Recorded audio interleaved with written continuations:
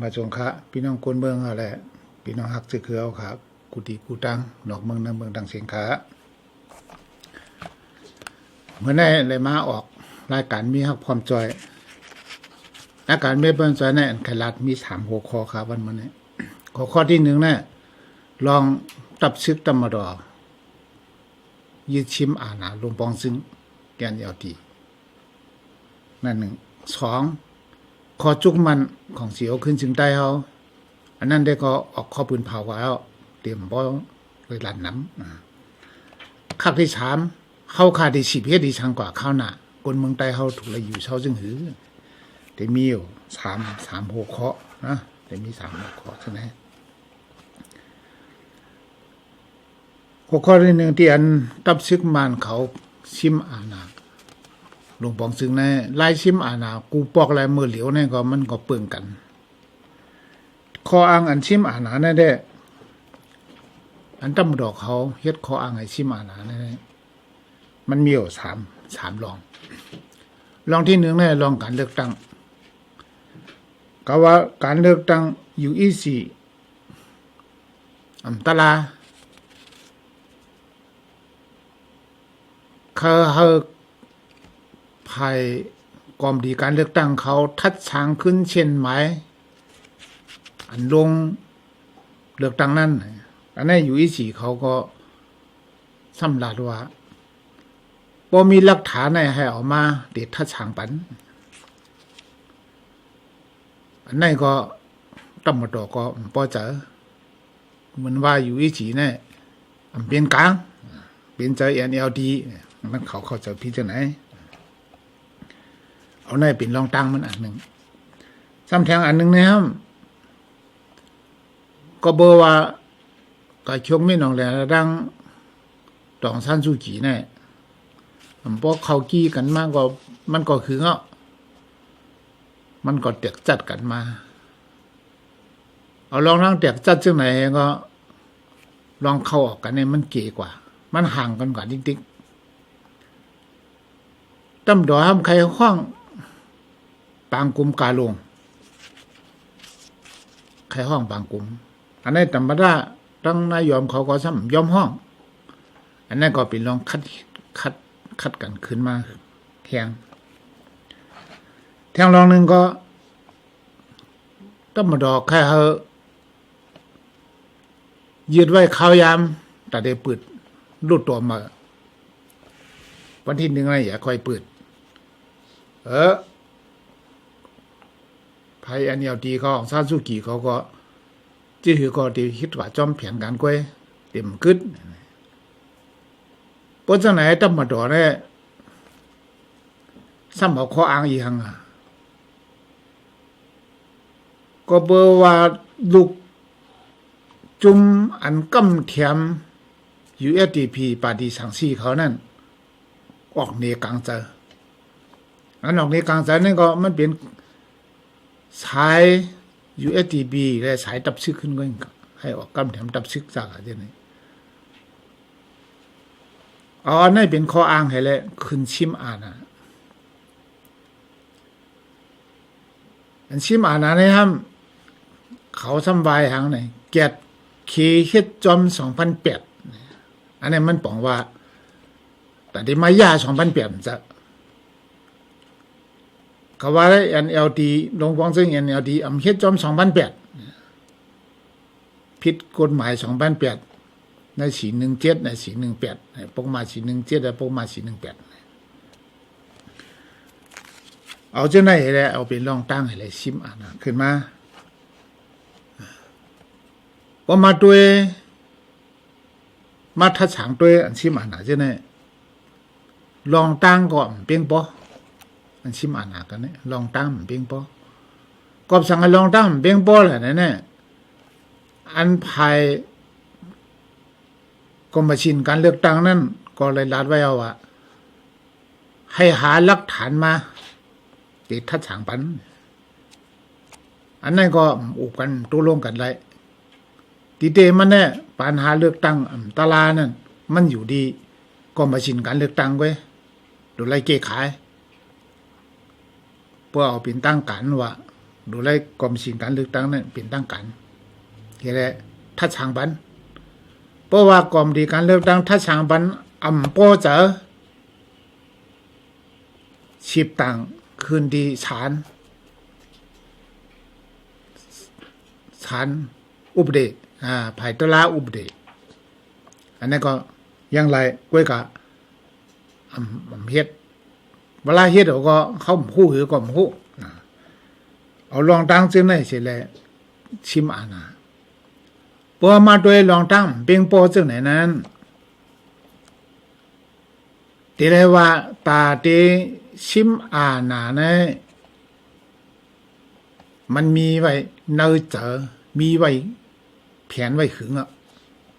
ก้อยกับเขารับไว้ก้อยอันองค์ช่างชูกี่เป็นมาหลวงปองซึ่ง1 ปีข้าวรัง1 ปานเนี่ย5 ปีเนี่ยเหมือนว่าตั้งดอกเขาอันเป็นช่างปาดีช่างซีเขาเจ้าเนี่ยปันข้าวยันให้องค์ช่างชูกี่พอน้ำพอโตการงานด้วยเหมือนว่าปันข้าวยามมันด้วยข้าวยาม5 ปีที่หลวงปองซึ่งอย่างแนวที่เฮ็ดขึ้นมาเนี่ยพ่อนดีก็มีดังนำอยู่อันเป็นพ่อนดีอะไรอันเก้านาก็ซ้ำมีอยู่กวยกะมันไปหังให้ถึงว่าจันตาได้ชิมอาณากันเมื่อมาด้วยกันอุปเปิงวันเมืองเนี่ยเตียนชิมอาณากันขึ้นมาเนี่ยเตไลหันว่าที่1เนี่ยโกยันเอลดีมีอาณาขึ้นมาแทงป่าหนึ่งให้แหละตาตับเขาได้ขึ้นไม่กุมกำเนี่ยมันได้หยาบเพื่อปั่นข้าวยามมันหึงมันได้หยาบตั้มมาดอเนี่ยหันทางห่างว่ายันเอลดีเนี่ยเอาลองปล่อยตึกเย็นให้แหละเขาปล่อยตึกจิ้มลึกกว่าต่อถึงควันเนื้อตั้มมาดอเขาก็เบื่อหันว่าตั้มมาดอก็อันเป็นลูกซื้อเขาคำพองเนี่ยกำเทียนยันเอลดีล่วงบันคันนั้นอย่างที่ก็มีก็เบิดตับในหันว่าว่าปล่อยข้าวยาวเนี่ยมันไรเนี่ยมีดองตังมันเบ่งปอจิเหกะยะตื่นหนูไรเอาซึกให้แล้วเขากุมาเนี่ยจองเอาลองตังจึงไหนให้แล้วเขากุมแล้วชิมอาณาการชิมอาณาในซ้ำมันทำคัดกันตังอันเฮาคาเฮ็ดช้างการงำเย็นก็เบื่ออันเฮาเฮ็ดช่างการงำเย็นแน่จุ่มยิบกองกลางกูจุ่มได้ปาตีดังตำหมดอเนี่ยเนื้อเอ็นเจมันเตรียมไว้แตกเลี้ยงไว้ว่าปุ่นตามีการพองงำหวันเมืองคือการพองงำหวันเมืองเนี่ยเป็นเฟดเรลดิโมคราซีเพราะว่าการพองงำเป็นเฟดเรลดิโมคราซีก็หรือเลยเมเกขายอุปเดช2008อันนี้มันแตกเลี้ยงไว้อะผมมาตัวจังไหนตับในตาเด็กใครเป็นเฟดเรลดิโมคราซีตอนตาเด็กใครเม2008นั่นแหละซึ่งมีตังมันอันว่านั่นขันเลยแตกเลี้ยงก็จังไหนนะว่าอันหลวงปองจึงเขาชิมอาณากรรมในนั้นมุกจุมเฮาคาอำพันดีจอมย่อห้ำมันไก่ย่าลองยุ่มยำเขาอุโบการเมืองอันเขาอันเท่าไรก็ซึกเกลงน้ำ NGA อันจอมซึ่งเต้งเจียงเปิดมาลองง่ำเย็นลองช่างลองง่ำเย็นลองโอ้การเมืองอันกูไผ่นั่นอันนั้นมันเปิดพักดูการเมืองมากู้ภายก็จ้วมเห็นแหละเข้ามาเฮาขายเจนั้นก็จ้วมเห็นแหละการล่วงน้ำก็บ่มีตั้งมุมมองว่าเอาการเมืองเสียเลยเกลีดังการเมืองมีดังมุมมองซะนั้นแล้วจองให้กึดซึกอย่าบ่มาด้วยอันเปลี่ยนจังไหนนั่นมันมาตุ้มเตอจึงคือล่ะลองยุ่มยำกันตัวตั้นป่าตีเขานั่งกันให้แหลมถูกกันลองการเลือกตั้งก้อยอำเกกันลองกัดเย็นได้ป ราะจะไหนจุ่มยิบกองกลางเฮาคูจุ่มเนี่ยแล้วสายตาเขาเนี่ยตื้นเป็นอย่างสู่เขาเยอะเพราะฉะนั้นเขาอู่การเมืองกันกว่าข้าดังนาเนี่ยเพราะว่ามันเหมือนใจเขาเนี่ยเขาใครชิมอาณาขึ้นก่อนสั่งเป็นไรก็ไหนแน่หนังว่าทีไหนแน่พี่น้องคนเมืองเขาก็เขาพูดไว้ว่าขอยังอันมุกจุ่มเฮาค่ะแน่อันเฮาเขาดงน้ำเอียนเจียเนี่ยยังอันปุ่นตาเดอุโบการเมืองเกลีดังการเมืองลองไล่กัดเย็นเขาขามีเย็นอันเช่นนั้นตำรวจมาชิมอาณาเช่นนั้นแน่มันตุ้มเตอหนึ่งแน่ตุ้มเตอลองอยู่ยำกันตุ้มเตอเช่นดังลองงำเย็นอันนี้อันหนึ่งก็แน่คอจุกมันของสิวขึ้นซึ่งได้เขาขานั่นแน่คนนั้นคอปืนเผานั่นก็เลยลาดขวายว่าเขาขาจุกเหนือเช่นดังติโมกาซีฟัดเดเลแต่ได้เปลี่ยนมาฟัดเดเลได้ติโมกาซีเขาขาจุกเหนือไผ่กวนเมืองก็พอเขาจุกเหนือจังนั้นแหละปุ่นตาเตอุบโอการเมืองกับข้าวนาเนี่ยเขาขาดหลุดเลยเปิดด้วยลงปองจึงอันที่โปมาเหมือนเมื่อแล้วในชื่อยิบอาณาเนี่ยเป็นชื่อละลายอ่ะเพื่อชื่อละลายจังไหนแต่ที่อุบกันเนี่ยมันเป็นหมอกจันกึดซึกเลยมันจังอุบจันกันเมืองมันเป็นไว้จังไหนกันเมื่อแล้วเนี่ยก่อนในแรกนะว่าวันเหมือนไหนก็เขาขาอุบโอกันดัง PPST แล้วขาลงลายมือเอียนเสียชิบจุ่มนั่นก็ลองคอจุกมันเฮาขาชิบจุ่มก็เปิ่งกันนั่งคอจุกมันเตียนเฮาขาลาดกว่านั้นก็ขอความมันเปิ่งกันก็ลองชิมอาหารได้มันรื่นสารคัดลองงำเย็นมันรื่นสารคัดลองติมโมกาซีมันสารคัดลองฟัดเลอันเฮาขาได้สร้างขึ้นนั่นนั่นเฮาขาก็หันจ้อมกันหันดีจ้อมกันก็ไหนๆคอจุกมันเฮาขาได้ที่1เนี่ยค่ำผ่านดีแต่ได้ยิบอาณาที่2เนี่ยยันเจี๋ยเนี่ยบ่มาด้วยสภาวะมันหมดแล้วเนี่ยตับซึกได้ว่าเตชิบอย่างจอมกว่ายันเจี๋ยเนี่ยเต็มบรรลุแล้วเขาได้ปืนเผาไว้จังไหนเต็มบรรลุแล้วเตชิบเยอะกว่าก็มาดีดาดีอุโบก็เขาก็ขอดพอดไว้แทงอ่ะกวยกาดีปอมาจึงหือเขาได้อุบหมอกจึงจันจึงหืออันนั้นนะเขาขาดเลยเปิดด้วยเขาแทงก็บางไหนเพราะอุปกรณ์นั้นเป็นจันชิกต่อชิกเว้ยมันได้เป็นจันการเมืองไหลก็บ่เป็นชิกอาณาชิกกุมโมแล้วล่ะเมื่อแล้วเนี่ยมันจังยางขึ้นกว่าดังการเมืองเลยเขาขาหันจังไหนก็ไหนเขาได้อุมาจึงหือเขาขาก็เปิดถ่อมด้วยตีเขาขาตีอุบอยู่แล้วอย่างเสียเนี่ยเขาขาได้ยิ้มไว้มันจะเขาขายยาลูวันเหมือนเนี่ยเปลี่ยนภายตมดอยาลูอย่างเจเนี่ยก็ว่าอะไรนะมาเหลียวเนี่ยตึกทางลองอยู่ยำกันไหนแล้วขึ้นมาชิมอาณาย้อนเบอร์หลวงปองจึงเห็นอะไรดังตำดอได้ภายในเขาสองจุ่มไว้สมาตุ้มเตือแบบลองงำเย็นตั้งเสียงปาดังกวนเมืองไหนนั่นอันนี้มันเป็นผางห่างจ้ากว่าแบบมันเดลองยุ่มยำกันกะข้าวดังนาเนี่ยมันได้เลยขึ้นม่วนเมกันเต้ๆได้เลยม่วนเมกันเต้ๆข้อ3อันเฮาขาดที่เฮ็ดกว่าข้าวดังนาเมื่อเหลียวเนี่ยอธิกาเนี่ยเป็นอย่างเนี่ยที่1เนี่ยภายในเจตจัดเฮาหนังหือบ่ได้พร้อมสิ่งเพ่งปากกันหนังหือเฮาคาบ่ได้มาคอนตุ่มกันให้แหละเอาสุนไล่ปุ่นตาวันเมืองเฮาปุ่นตาคอนตุ่มเฮามีอินแฮงตาได้อุปการเมืองกว่าเข้าทางหน้าเฮาคาได้ไว้เยลองพ่อห่มเจตจัดเฮาลองพ่อห่มในเจ้าคือเฮาอันนี้เป็นที่1ฮะเฮาก็ได้ไว้ลองพ่อผมแล้วเจ้าคือลองพ่อผมเจอจัดแล้วเจ้าคือเฮาอันเหมือนหนังว่าอันไปหันดีกันเหมือนหนัง อันเฮาขาดตึกเป็นป้อยตึกกันเนาะแน่เหมือนหนังมีเทียนเอจุ่มเหลียวไว้อันเฮาขาดเป็นป้อยตึกกันเนาะก็เป็นในนั้นเนื้อเทียนเอนั่นก็เฮาขามีแผนการเฮาขาก็ใครตัวย้อนผ่านรายการแน่ให้เฮาขาเลยอุบกันเฮาขาจังเลยอุบกันเฮาไปอุบกันโค้มกันไล่สีดาก็เข้าลูกอุบกันเฮกึดซึกต่อกันวันมาแล้วเนี่ยก็ไหนได้นะว่าการพ่มเจ้าคือเนี่ยมันดำร้องเนอจุ่มผีเถียวขาชิบจุ่ม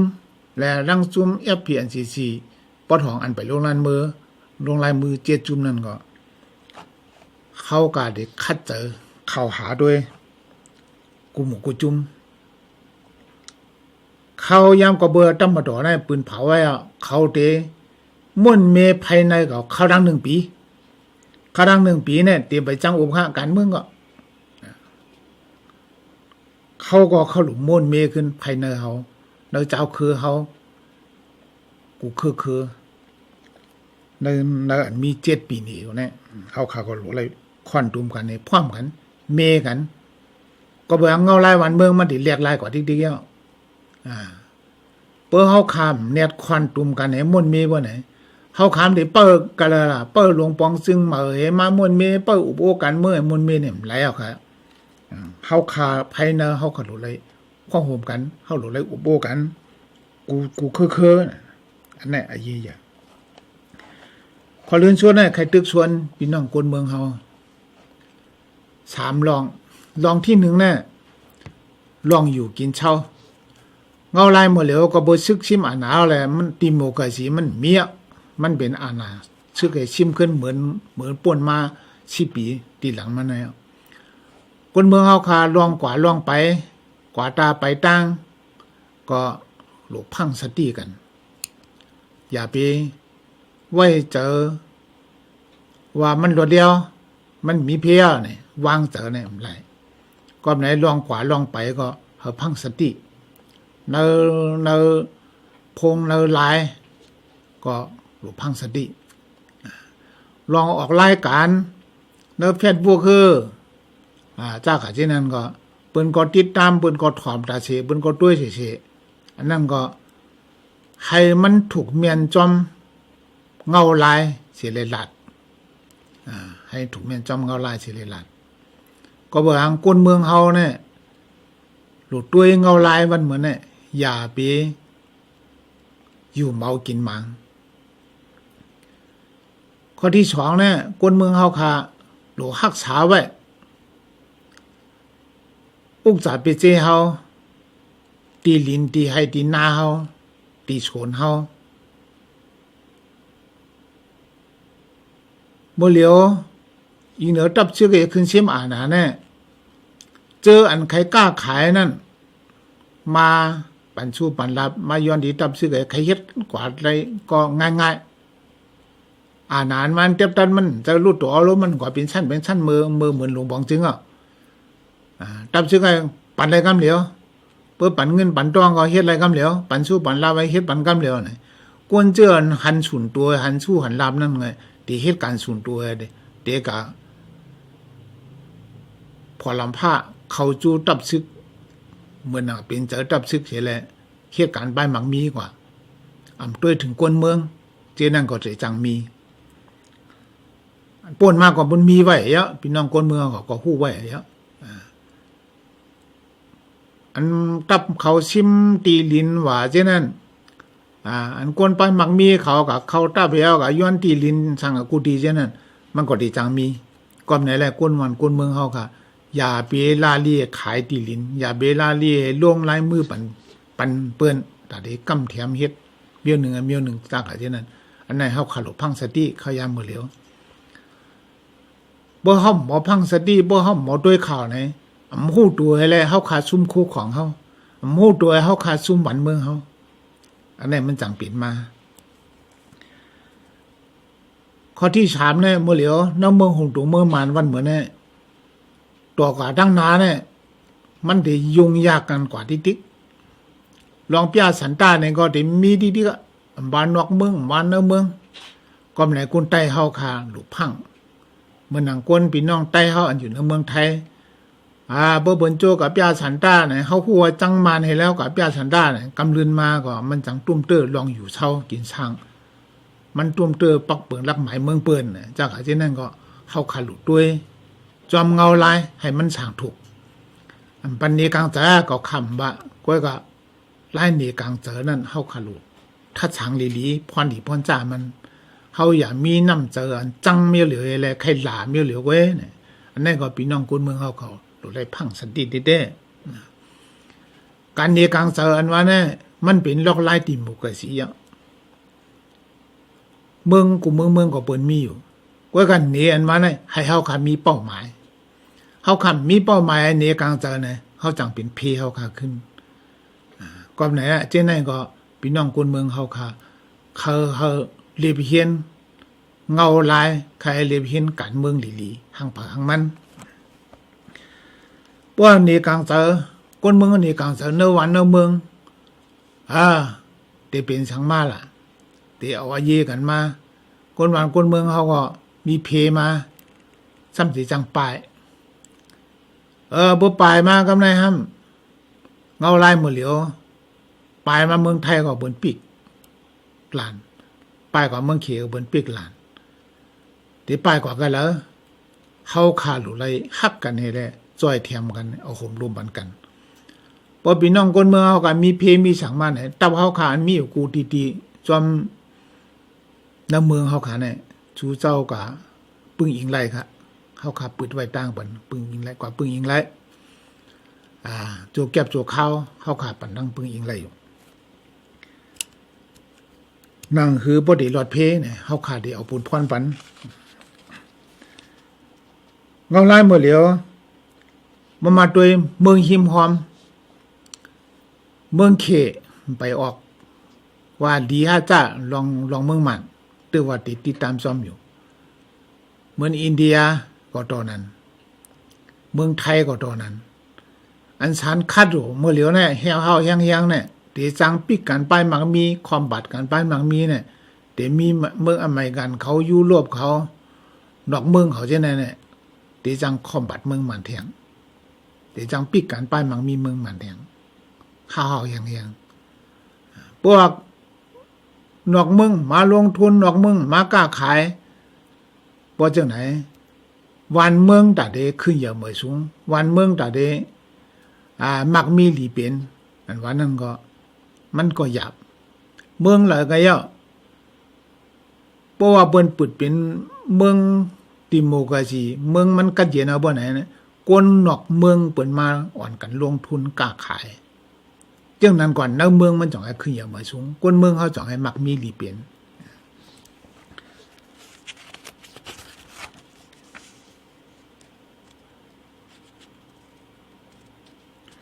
เมื่อเหลียวอันดวงปองจึงเขา NLD เขาถูกไล่เชี่ยมอาหนาในห้ำเมื่อเหลียวตั้มมาต่อท่ำแต่งตั้งขึ้นมารักษาการเอาปูนพรไว้โจข้าวเนี่ยมินช่วยรักษาการนะจุยะเมื่อเหลียวเนี่ยวุ่นกี้กูเจเมืองเจนั้นก็เป็นตับสิบหมดอ่ะห้องการลงอเดคอดพอเจนั้นกำลังน่าจะเป็นก้นขายก้นนั้นตับสิบกำบังอ่ะคนเมืองอันเด็กเข้าบ้านนั่นแหละที่เป็นอันเป็นใจเขานั่นกันเขาได้ห้องเข้าบ้านก็เจ้าไหนนะเจ้าแน่มันเป็นผางห่างอันก้นนอกเมืองเขาจังขับไหลเงาลายมือเหลียวเนี่ยก็ว่าตึกซิมมือวางไว้แหละคนพี่น้องคนเมืองเขาดีติดตามเลยเนื้อข่าวดัง10 วันต่อถึงเช้าวัน1 เดือนเนี่ยปลาสีหลวงปองซึ่งเขาตั้งเขาปืนเผาไว้ว่าเขาขึ้นมาเนี่ยเขาได้มาม่วนเมวันเมืองให้มันหนิมเช้าให้เบอร์จังข้าดัง1 ปีเนี่ยให้จังเลือกตั้งเหมาเที่ยงอันนี้เขาปืนเผาไว้ก็ให้เปลี่ยนไรมอกาคือเดี๋ยวเปลี่ยนไรห้ามเปลี่ยนไรใครตัวกว่าแทงก็จังตัวไร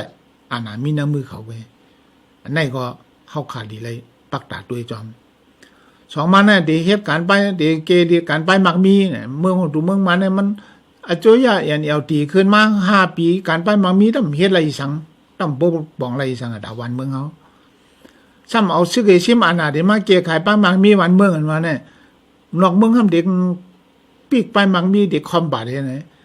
มันดีคือเกขายป้ามังมีหล่ะนั่นอันนั้นก็มันเป็นไรนั่นก็หันตังมันเปิ้นพายว่าเด็กเกขายเปสนาโยกะโควิดปันก้นวันก้นเมืองอันนั้นก็เป็นเพศภาวะอันนั้นได้เพศภาวะมาเยี่ยเยี่ยก็ว่าเงาลายเป็นเจ้าไหนเนี่ยเขาซ้ำเดรักษาจึงหือหรือเกขายบันจึงหืออันว่านั่นก็เป็นดังหยาบสีมาเนี่ยลองงำเย็นเอ็นเสียเนี่ยได้ชีวิตก็เลี่ยมบรรลุเนี่ยอันนั้นก็เขาขาดหลุดเลยเปิดด้วยว่าเขาได้ชีวิตปุ่งสามจึงหือก็บอกเอ็นเสียเนี่ยมันปลาลุดต่อมันปลาหลวงบองจึงมันปลาตำมาดอมันปลาจุมีกองกลางมันปลาป่าตีมันปลาได้ปิญญาสินที่ปิญญาสินเขาเช่นเนี่ยเพราะว่าเช่นนั้นปลาทั้งหมดว่าเนี่ยเมื่อเหลียวเนี่ยเป็นตับซิดอตับซิอุบกันก็ยังมันเป็นผาหางซึ่งนั้นแหละนะว่าเอ็นจีนั่นก็เกี่ยวกับรองการเมืองเนี่ยมันก็เต็มจังกว่ามันได้จังอุบกันซิกต่อซิกกันบอกจันคือซิกก็ยังอันนั้นก็เขาขาดอยู่ไหนก็ไหนได้อันเขาได้ปืนอันเขาปืนเผาดีเฮ็ดเนี่ยหาเนี่ยมันได้ขึ้นเลือกตั้งเขานั่ง1 ปีว่าเนี่ยเขาก็หลุดเปิดด้วยจ้ากะเจ้แน่ๆเขาขาดดีเปิดด้วยเปิดมาด้วยเมื่อเหลียวปาดีน้ำเมืองคมถูเมืองมันอันเขาชิมอาณากรรมเนี่ยเขาก็ห้ำปืนเผาไอ้ยุกเลิก2008ก็ยุกเลิกปาดีเจ้แน่เขาตลาดหวังอันนั้นก็เขาก็ปืนเผาเหมือนว่าเขามีเป้าหมายว่าแต่ได้ย่าสลายแบบพรรคการเมืองจุม NLD อันเหลียวเป้าหมายเนี่ยหันไว้อันนี้เมื่อเหลียวย่าแบบการเมืองจุม NLD อันเหลียวพรรคการเมือง NLD เนี่ยใครเมียเนี่ยพาหางมันเนี่ยเปลี่ยนจังไหนอันเปลี่ยนเมื่อเหลียวเนี่ยพอได้ชิมอาณากรรมได้เนี่ยเขาก็ปืนเผาชิมอาณาเขาก็สำลัดเขาก็ลาดว่าปืนเผาอมิ่งมาสีรอข่าวดัง1 ปีเบอร์ดังไทยว่าปืนเผาประกาศเพราะว่าฉุกเฉินระยะเวลา1 ปีมันว่ายึดอำนาจก็จะไหนที่ไหนก็มันเป็นรองให้ความหวานหูไว้บ่ดีเตอันเป็นนั่นมาเหลือเนี่ยมันยึดอำนาจแล้วก็ยึดอำนาจเนี่ยบอกได้1ญาติธรรมนูญ2008 2ปืนเผายกเลิกปาดี3ปืนเผาว่าเตลองกำเย็นเจ้าไหนก่อยหมดเนี่ยเขาปืนเผาก็ไหนได้ที่ไหนนั่นก็มันเฮ็ดให้คนเมืองตึกมีหูถ้วยเจออันนี้ก็ว่าแล้วปาร์ตี้เขาตึกมีหูถ้วยเจอนี่ก็ว่าแล้วนอกเมืองนั้นตึกมีความบังว่าเขาได้ปันข้าวยามเขา1 ปีก็เนี่ยที่เปิดด้วยเต็มเฮียงก็จำเป็นไรอันนี้ปืนจันไว้ข้าวยามมันเป็นข้อความอันจันไว้ข้าวยามก็มันเป็นข้อความอันหลอกเลียงกันก็นะว่าการเลือกตั้งอันว่าในปาร์ตี้การเมืองว่าเมืองอะไรก็ย่อให้มันชื่อย่อันว่าเนี่ยมันชื่อย่อก็ก็